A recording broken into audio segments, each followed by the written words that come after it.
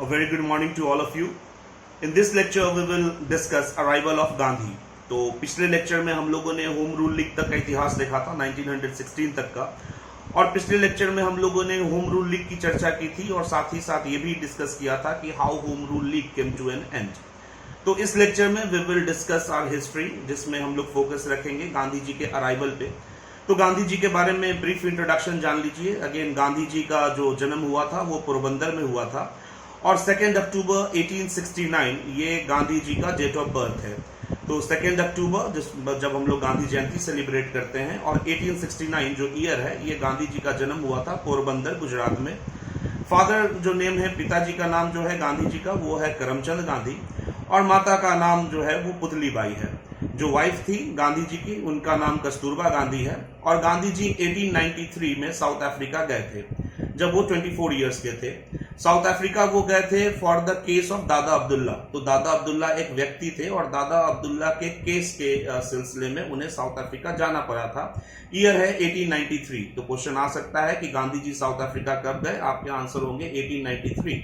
और जब वहां साउथ अफ्रीका गए तो ही फेस्ड रेशियल डिस्क्रिमिनेशन, उन्होंने भेदभाव फेस किया। और एक बहुत चर्चित घटना आप लोगों को पता ही है कि गांधी जी को साउथ अफ्रीका में एक फर्स्ट क्लास ट्रेन बॉगी से बाहर निकाल दिया गया था। तो वो स्टेशन जहां पे गांधी जी को ट्रेन से बाहर फेंका गया था, उस स्टेशन का नाम है पिट्समेरिट्सबर्ग। तो ये क्वेश्चन भी आपसे आ सकते हैं कि साउथ अफ्रीका का वो कौन सा स्टेशन है जिसमें गांधी जी को बंडल्ड आउट किया गया था, और आपके आंसर होंगे पिट्समेरिट्सबर्ग। तो 1893 में गांधी जी साउथ अफ्रीका जाते हैं दादा अब्दुल्ला के केस में, और पिट्समेरिट्सबर्ग स्टेशन पे उन्हें थ्रो आउट कर दिया जाता है। अगेन गांधी जी का स्ट्रगल फिर स्टार्ट होता है साउथ अफ्रीका में। वहां पे गांधी जी पेपर भी स्टार्ट करते हैं। तो गांधी जी से रिलेटेड जो पेपर्स हैं वो जान जाइए। तो first paper that Gandhi ji started was Indian Opinion in 1903। तो 1903 में साउथ अफ्रीका में गांधी जी ने इंडियन ओपिनियन पेपर की स्थापना की है। सेकेंड पेपर जो गांधी जी से एसोसिएटेड है वो है यंग इंडिया। यंग इंडिया 1919 में गांधी जी ने भारत में स्टार्ट किया है। और थर्ड इंपॉर्टेंट पेपर जो गांधी जी से एसोसिएटेड है वो है हरिजन। हरिजन पेपर गांधी जी ने 1933 में स्टार्ट किया है। तो अगेन गांधी जी से रिलेटेड 3 पेपर हैं, इंडियन ओपिनियन, सेकंड है आपके यंग इंडिया, और थर्ड है आपका हरिजन। और मैंने आपको ईयर भी बताया कि Indian opinion 1903, young India 1919 and Harijan 1933।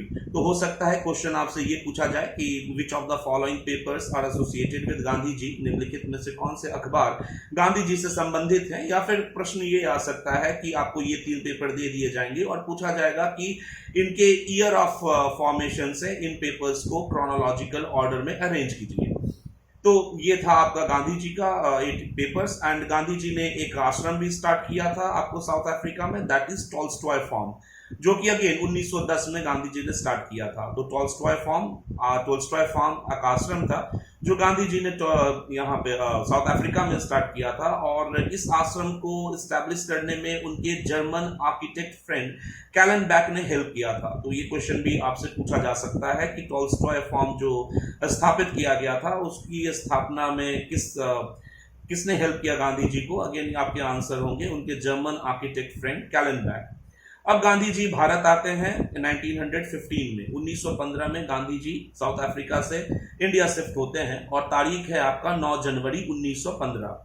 तो ये याद रखिए 9 जनवरी 1915 को गांधी जी साउथ अफ्रीका से इंडिया आते हैं।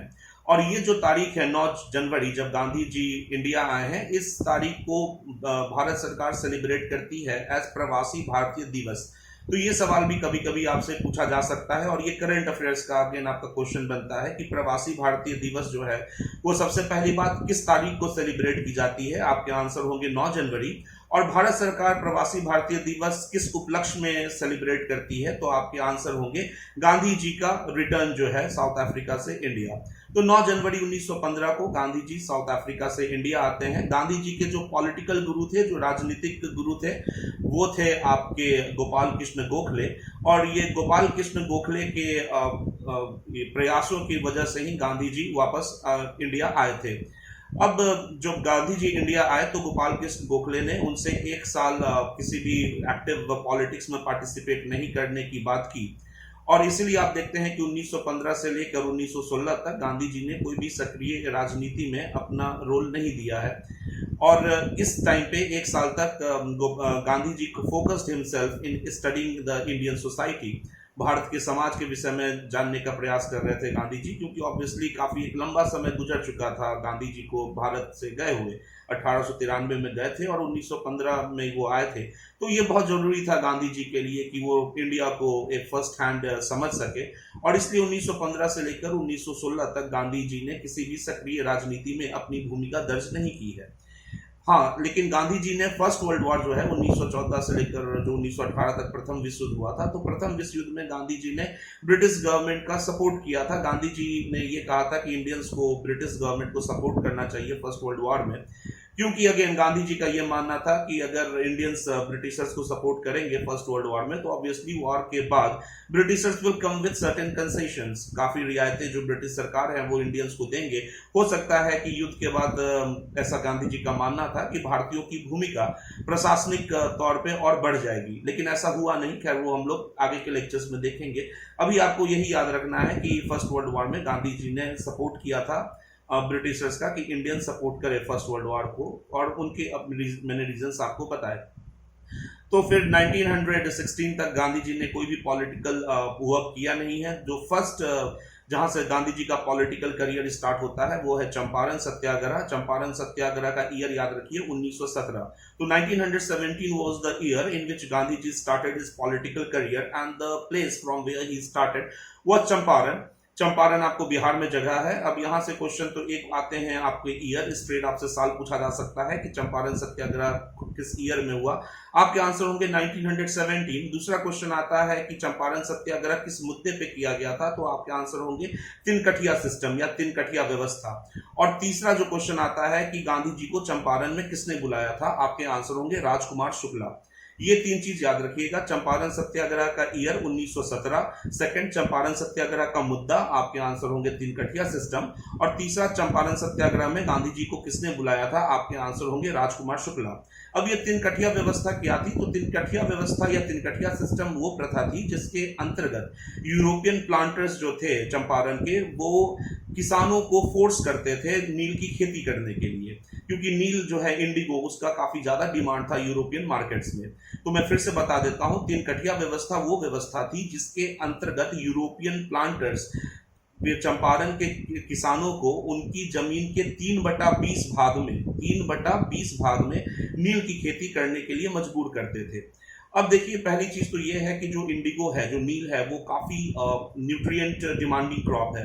तो जहां नील की खेती की भी जाती है, उसके बाद आपको जमीन कुछ दिनों तक छोड़ना पड़ता है ताकि the soil regain it fertility. तो वही होता था कि एक तो नील की खेती जो है वो काफी न्यूट्रिएंट डिमांडिंग क्रॉप होती थी, और दूसरी चीज ये होती थी कि जो नील की खेती किसान करते थे तो उनका उचित दाम भी जो है वो यूरोपियन प्लांटर्स किसानों को नहीं देते थे। और बहुत बार केस तो ऐसा भी होता था जब यूरोपियन प्लांटर्स नील का कोई भी दाम किसानों को नहीं देते थे, जिसकी वजह से जो इकोनॉमिक सिचुएशन थी, जो आर्थिक स्थिति थी चंपारण के किसानों की, वो डिटोरिएट हो गई थी। और इस कॉन्टेक्स्ट में राजकुमार शुक्ला ने गांधी जी को चंपारण आने का आग्रह किया था।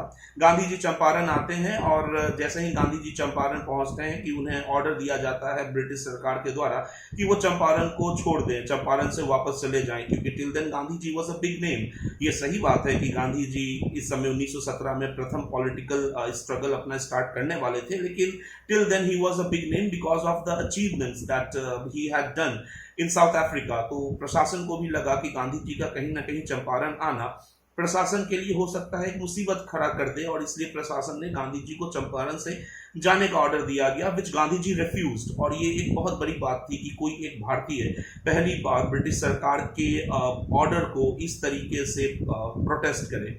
बहरहाल सरकार भी चाहे कि इसका कोई बड़ा इशू ना बना दिया जाए, और सरकार ने गांधी जी को चंपारण आने की बाद में अनुमति दे दी।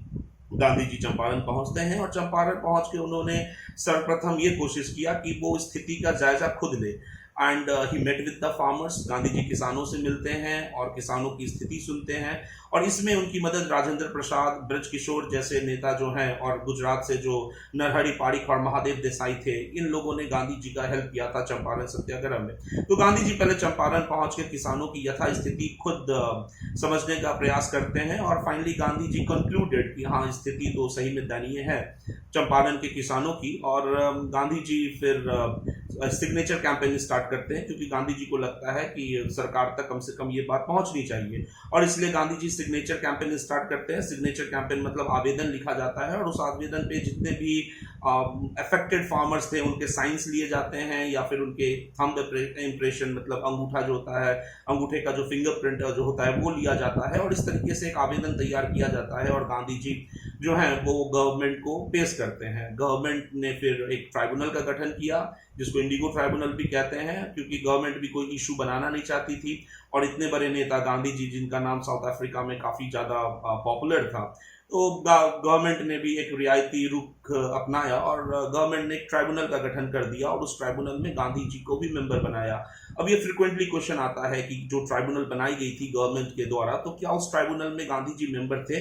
आपके आंसर होंगे हाँ। और वो ट्राइब्यूनल इस वर्डिक्ट पे पहुंची कि वास्तविक में जो यूरोपियन प्लांटर्स हैं उन्होंने ऑपरेसिव मेथड्स का यूज करके जो चंपारण के किसानों को नील की खेती करने के लिए बाध्य किया है, और इसके लिए जो चंपारण के जो यूरोपियन प्लांटर्स हैं उनको किसानों को 25% ऑफ द अमाउंट रिफंड करना पड़ेगा। तो ये था वर्डिक्ट आपका। फाइनली जो यूरोपियन प्लांटर्स हैं वो 25% ऑफ द अमाउंट रिफंड करते हैं, लेकिन साथ ही साथ अब मैसेज लाउड एंड क्लियर था यूरोपियन प्लांटर्स के लिए कि they can not take things for granted. अगर फ्यूचर में भी अगर चंपारण जो यूरोपियन प्लांटर्स हैं अगर उनको नील की खेती करवानी होगी किसानों से, तो उन्हें उचित दाम देना पड़ेगा, और यूरोपियन प्लांटर्स अब किसी को फोर्स नहीं कर सकते हैं नील की खेती करने के लिए। जो किसान वॉलंटरी खेती करना चाहें they can do it, but provided that European planters are giving adequate price to them. अब यूरोपियन प्लांटर्स को भी ये समझ में आया कि इस तरीके से काम जो करने से उनका जो प्रॉफिट है वो बहुत कम हो जाएगा, एंड फाइनली यूरोपियन प्लांटर्स जो हैं वो बहुत कम दिनों में आपको चंपारण छोड़ के चल जाते हैं। So that was the thing, Champaran satyagraha. याद रखिएगा गांधी जी का प्रथम भारत में सत्याग्रह है, और 1917 ईयर है, और गांधी जी को राजकुमार शुक्ला ने चंपारण बुलाया था। जो मुद्दा था वो तिनकठिया व्यवस्था थी, और गवर्नमेंट ने इंडिगो ट्राइब्यूनल का गठन किया जिसमें गांधी जी भी मेंबर थे, और जो वर्डिक्ट आया था इंडिगो ट्राइब्यूनल का वो 25% ऑफ द अमाउंट रिफंड का था। और बाद में फिर यूरोपियन प्लांटर्स की हेजेमनी जो है, वर्चस्व, वो खत्म हो जाती है इस ऑर्डर से, जिसकी वजह से यूरोपियन प्लांटर्स चंपारण छोड़ के चले जाते हैं। So that was all about Champaran Satyagraha, and we briefly discussed about Gandhi ji's political career also. तो नेक्स्ट लेक्चर में हम लोग अहमदाबाद और खेड़ा देखेंगे। तब तक आप पिछले साल के क्वेश्चन बनाते रहिए। Take care, thank you.